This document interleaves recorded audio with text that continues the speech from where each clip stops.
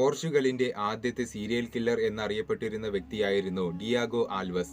1810-ൽ ഗലീഷ്യയിലാണ് Diego ജനിക്കുന്നത്. അന്നത്തെ കാലത്ത് ഡിയാഗോ തലസ്ഥാന നഗരത്തിലെ പല സമ്പന്നമായ വീടുകളിലും വീട്ടുജോലി ചെയ്തായിരുന്നു ജീവിച്ചിരുന്നത്. എന്നാൽ എളുപ്പത്തിൽ പണക്കാരനാകുവാൻ അല്പം കുറ്റകൃത്യങ്ങളൊക്കെ ചെയ്യേണ്ടി വരുമെന്ന് വിശ്വസിച്ച അയാൾ ഉടൻ തന്നെ അതിനുള്ള പദ്ധതികൾ തയ്യാറാക്കുകയാണ്.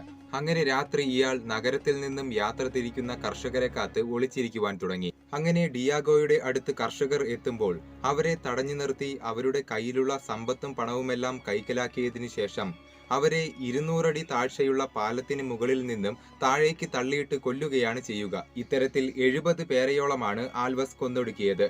ഇതെല്ലാം ആത്മഹത്യയായിരിക്കാമെന്നാണ് ആദ്യമൊക്കെ ആൾക്കാർ വിചാരിച്ചത്. ഇതിനിടയിൽ മറ്റു ചില വഴികളും പണത്തിനായി ഇയാൾ കണ്ടെത്തുവാൻ തുടങ്ങി. വലിയ വലിയ സമ്പന്നരുടെ വീടുകൾ കൊള്ളയടിക്കുവാനും ആ വീട്ടിലെ താമസക്കാരെ കൊല ചെയ്യുവാനും തുടങ്ങി.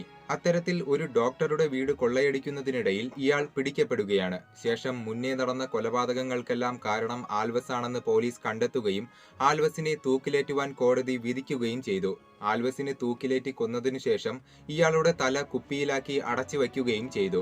എന്തിനാണ് ഇവർ ഇത്തരത്തിൽ ചെയ്തത് എന്ന് ചോദിച്ചാൽ, ആൽവസിനെ പോലെയുള്ള ഒരു വ്യക്തിയെ ഇത്രയധികം ദുഷ്ടനാക്കുന്നത് എന്താണ് കാരണമെന്ന് മനസ്സിലാക്കുവാൻ ഗവേഷകർക്ക് അയാളുടെ തല പരിശോധിച്ച് പഠിക്കുവാൻ വേണ്ടിയായിരുന്നു ഇത്തരത്തിൽ ചെയ്തത്. എന്നാൽ ആൽവസിന്റെ തല പരിശോധിച്ച ഗവേഷകർക്ക് പ്രത്യേകിച്ചൊന്നും മനസ്സിലാക്കുവാൻ സാധിച്ചില്ല.